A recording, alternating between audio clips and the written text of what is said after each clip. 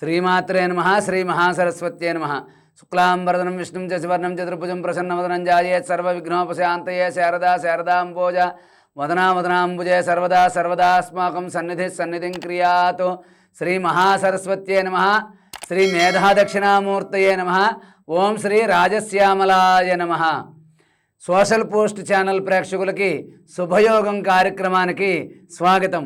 మనం ప్రతిరోజు కూడా ఏ రోజు ప్రత్యేకత గురించి మనం చాలా విశేషంగా వివరంగా చెప్పుకుంటూ ఉన్నాం.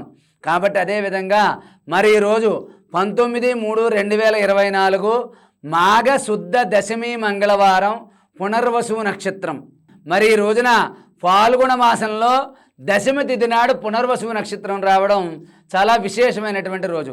ఎందుకంటే పునర్వసు నక్షత్రం శ్రీరాముడిది, ఫాల్గుణ మాసం మహావిష్ణువుకి ప్రీతికరమైనది, మంగళవారం ఆంజనేయ స్వామికి ప్రీతికరమైనది.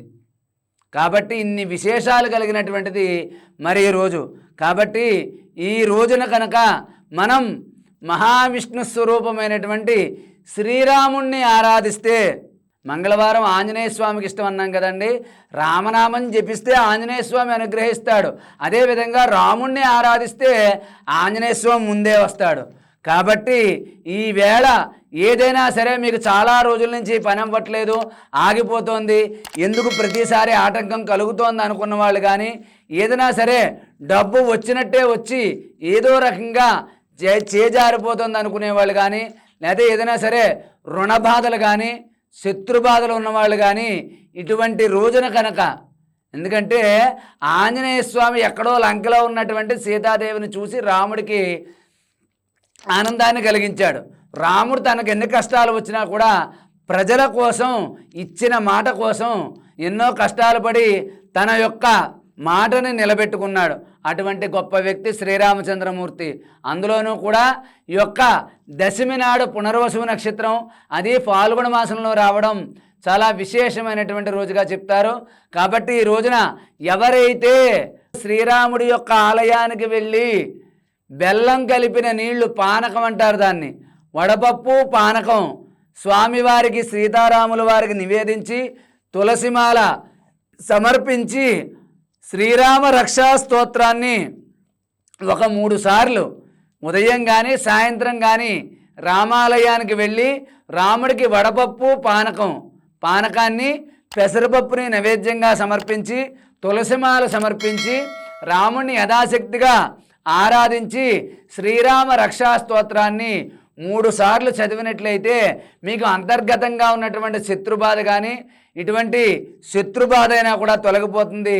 సంపూర్ణంగా మీకు మనశ్శాంతి చేకూరుతుంది. ఏదైనా సరే కార్యం విజయవంతం అవుతుంది, మీ యోగం శుభయోగం అవుతుంది. కాబట్టి ఫాల్గుణ మాసంలో ప్రతిరోజు కూడా చాలా విశేషమైనటువంటి రోజులు. అదేవిధంగా ఫాల్గుణ మాసంలో పాడ్యమి నుంచి పౌర్ణమి వరకు కూడా మహావిష్ణువుని ఎన్ని రకాలుగా ఆరాధిస్తే మనకు అంత మంచి జరుగుతుంది అని చెప్పి పెద్దలు ఫాల్గుణ మాసం గురించి చెప్తారు.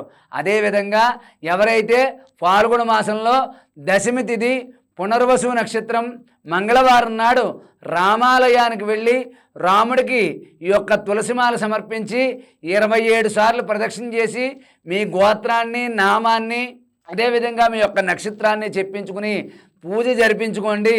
అదేవిధంగా ఆ రామాలయం దగ్గర ఒక రావి ఆకు వేసి దాంట్లో కొద్దిగా పసుపు కుంకుమ పెట్టి ఒక కొత్తది మట్టి ప్రమిద తీసుకొచ్చి అక్కడ మీరు ఆవు నెయ్యి, నువ్వుల నూనె, ఆముదం ఈ 3 కలిపి ఆ రామాలయం దగ్గర 3 ఒత్తులు వేసి దీపారాధన చేయండి.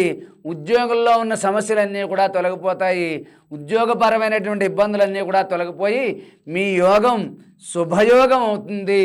అదేవిధంగా మరి ఈ రోజున పుట్టినరోజు జరుపుకుంటున్నటువంటి చిరంజీవి శ్వేతకి మా యొక్క ఛానల్ ద్వారా పుట్టినరోజు శుభాకాంక్షలు తెలియజేయడం జరుగుతోంది. ఓం శతం శతమానం భవత శతాయు పురుష శతేంద్రియ ఆయుష్యేవేంద్రియే ప్రతిష్టతి. మరి ఈరోజు పెళ్లి రోజు జరుపుకుంటున్నటువంటి ధవళేశ్వరం వాస్తవ్యులు, ప్రముఖ ఆయుర్వేద వైద్యులు ఆకొండి భాస్కర్ మరియు లక్ష్మీ దంపతులకు మా ఛానల్ ద్వారా పెళ్లి రోజు శుభాకాంక్షలు తెలియజేయడం జరుగుతోంది.